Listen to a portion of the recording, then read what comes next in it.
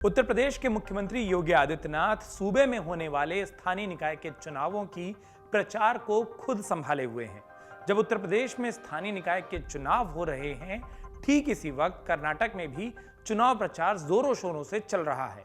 योगी आदित्यनाथ की कर्नाटक में खूब डिमांड है। तकरीबन हर सीट पर कर्नाटक बीजेपी के उम्मीदवार चाह रहे हैं कि योगी आदित्यनाथ उनके क्षेत्र में आएं और चुनाव प्रचार करें, लेकिन योगी कर्नाटक के साथ साथ उत्तर प्रदेश में भी खूब मेहनत कर रहे हैं। दूसरे शब्दों में कहें तो सीएम योगी कर्नाटक में अपना पूरा वक्त नहीं लगा रहे, वो उत्तर प्रदेश पर फोकस कर रहे हैं।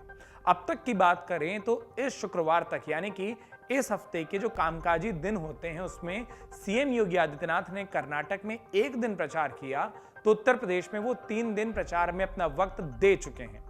बीजेपी की जानकारी रखने वाले एक्सपर्ट्स का कहना है कि बीजेपी के पास कर्नाटक में प्रचार करने के लिए कई चेहरे हैं। पीएम मोदी से लेकर पूर्व सीएम वहां पर जो येदियुरप्पा हैं वो तक शामिल हैं, लेकिन उत्तर प्रदेश में स्थानीय निकाय के चुनाव में सबसे बड़ा चेहरा मुख्यमंत्री योगी आदित्यनाथ का ही है। ऐसे में यूपी में सीएम योगी का फोकस बने रहे ये गलत नहीं है। एक्सपर्ट्स तो यहां तक कहते हैं कि अब बीजेपी किसी भी चुनाव को हल्के में नहीं लेती और एक इलेक्शन मशीनरी के तौर पर काम करने वाली पार्टी हर एक चुनाव को जीत लेना चाहती है और उत्तर प्रदेश के स्थानीय निकाय भी उसी जीत के क्रम में एक चुनाव है और इसीलिए बीजेपी नहीं चाहती कि वो स्थानीय चुनावों को छोटा चुनाव माने और इसलिए मुख्यमंत्री योगी आदित्यनाथ खुद इन चुनावों में अपनी ताकत लगा रहे हैं। हालांकि इस तस्वीर के पीछे का एक कारण और है। आपको ध्यान देना होगा कि कुछ दिन पहले हमने आपको एक रिपोर्ट दिखाई थी। उस रिपोर्ट के मुताबिक उत्तर प्रदेश के स्थानीय निकाय चुनाव में बीजेपी बड़ी संख्या में मुस्लिम उम्मीदवारों को टिकट देने जा रही है। उसका कारण भी हमने आपको बताया था।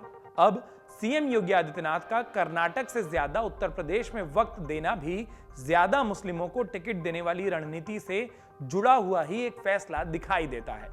आपको बता दें कि उत्तर प्रदेश के स्थानीय निकाय के चुनाव को बीजेपी और खास तौर पर मुख्यमंत्री योगी आदित्यनाथ की टीम एक जनमत के तौर पर देख रही है, जो कि राज्य में हालिया हुई घटनाओं पर जनमत होगा। अतीक की कैमरे पर सरेआम हत्या के बाद से उत्तर प्रदेश की राजनीति गर्म है। विपक्ष उत्तर प्रदेश में कानून व्यवस्था की ढीली हालत की बात कह रहा है तो खुद मुख्यमंत्री योगी आदित्यनाथ उत्तर प्रदेश की तस्वीर बदलने का दावा चुनाव प्रचार में, स्थानीय निकाय के प्रचार में करते नजर आ रहे हैं। वो तो माफियाओं को खूब निशाना बना रहे हैं और ऐसे में अगर स्थानीय निकाय के चुनाव में बीजेपी की सीट कम होती है तो यह माना जाएगा कि इन सारी घटनाओं को यानी कि एनकाउंटर से लेकर अतीक की हत्या तक से लोग खफा हैं और विपक्ष लोगों की इस राय को जरिया बनाकर सीएम योगी पर और बीजेपी सरकार पर और भी ज्यादा हमला कर सकता है। एक और महत्वपूर्ण पहलू यह है कि लोकसभा के चुनाव अगले साल होने हैं।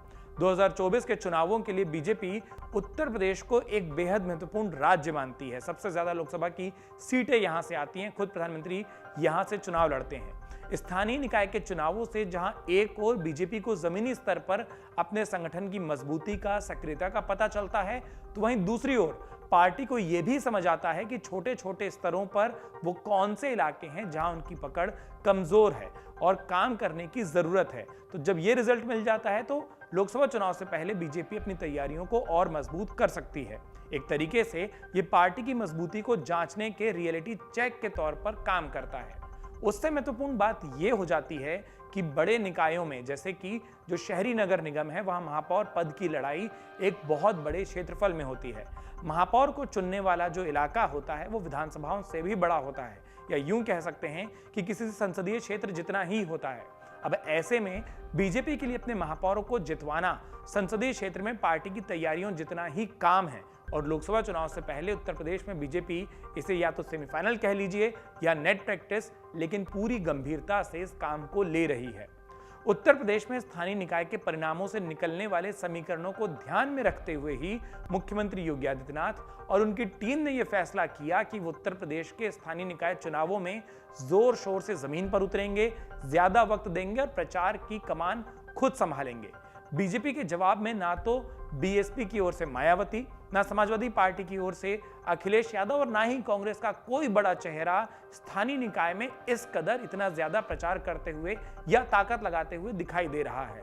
ऐसे में सीएम योगी आदित्यनाथ की इस मेहनत का फल बीजेपी को उत्तर प्रदेश में मिलता है या नहीं, कर्नाटक में मुख्यमंत्री योगी आदित्यनाथ की कमी महसूस होती है या नहीं, या फिर बीजेपी कर्नाटक के साथ साथ उत्तर प्रदेश के जरिए अपनी 2024 की तैयारियों को भी चेक कर पाएगी या नहीं, इन सारे सवालों के जवाब हमको कर्नाटक और उत्तर प्रदेश के सियासी परिणामों के साथ ही मिल सकेंगे। मन से उजाला कर चले, मन से उजाला कर चले।